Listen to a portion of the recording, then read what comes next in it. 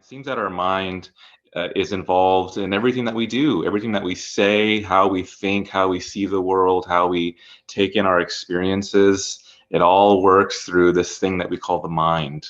And so if we can figure out this, then we'll be in a pretty good place because all of our interactions, all of our decisions, all of our input in our life events and circumstances come through our mind. And so if we can learn how to have the proper relationship with our mind, then life can be a lot better than it is. And it seems like the issue is that whatever goes on in people's minds, they don't know how to be in control.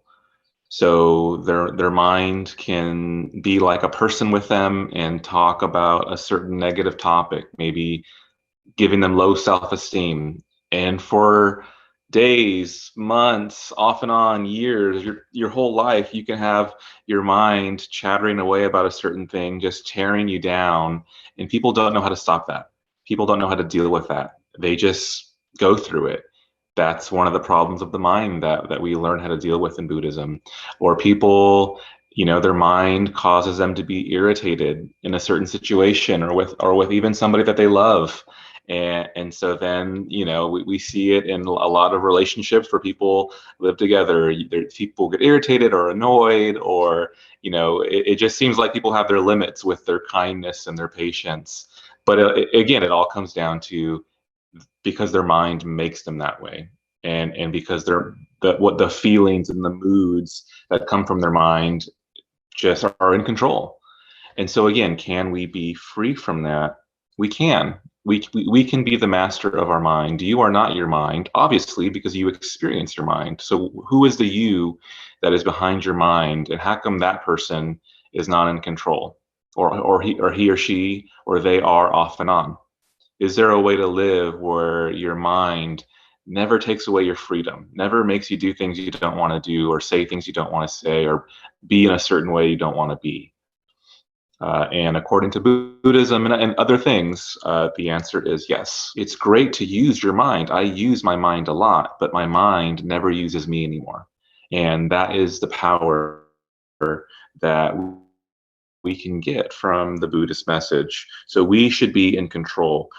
That's reason enough to pay attention in this talk, and to want to do this. But a bigger reason is not just my own independent freedom for my own mind, although that's huge, but when I live in freedom, what does that enable me to do? And what's the next step that just kind of naturally happens all on its own? Like if the clouds get full of rain, what's the next step? The rain's going to come down. So if I learn to be free from my mind, what naturally happens? Well, I become a lot nicer. I become a lot friendlier. I become a lot more down to earth. I get along with people more. The only reason why I didn't get along with people in the past like I should have, and as consistent as I should have, is because of thoughts and emotions and desires and all of the activity that goes on in our mind. That was what was keeping me from being in healthy relationships. And so when we get free from the control and influence of our own mind, you just end up getting along with people better. It seems that our minds push us after things that don't matter, and they pull us from the things that do matter. I mentioned some of those things: money, success, praise, substances, distraction, entertainment.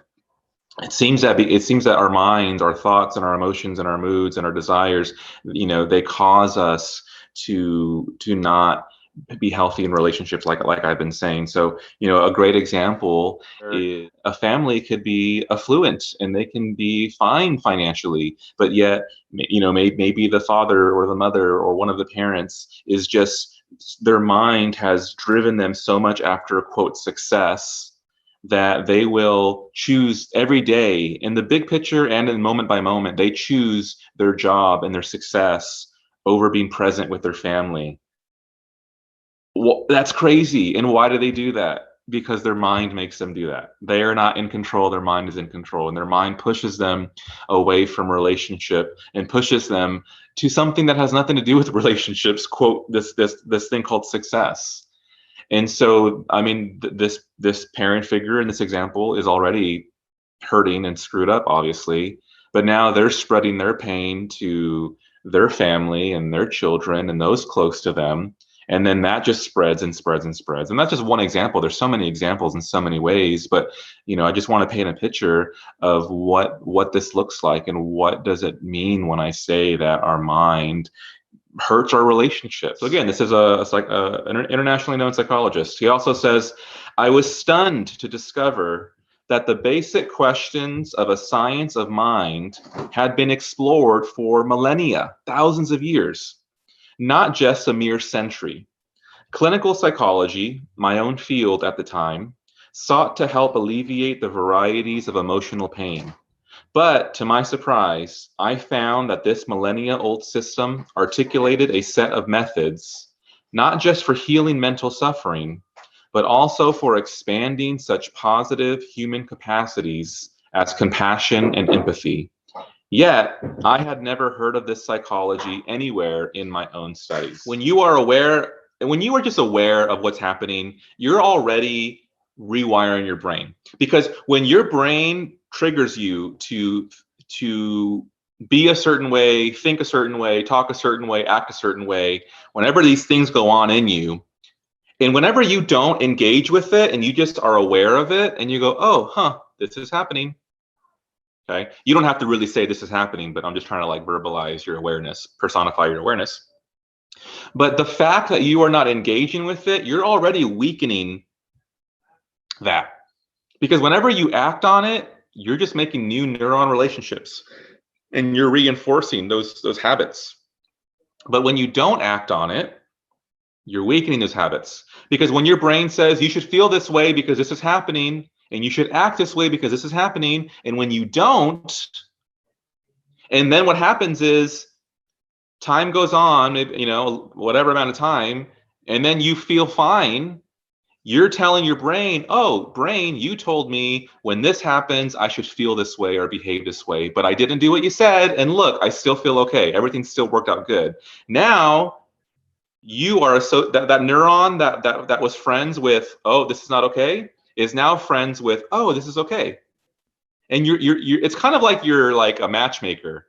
And your neurons that are telling you like, oh, you're not safe, you're not good, you're not loved, you're not okay.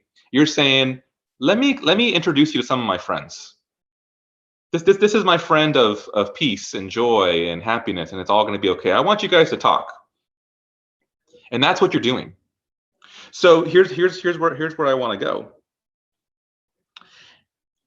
All of our experiences become these habits and these neuron relationships in our brain. So we need to control what kind of experiences we have. So I'm going to say two things. Number one, there's always one place where you will always find peace and contentment and joy that you can always go to, and that is your own meditation place. That is to just be.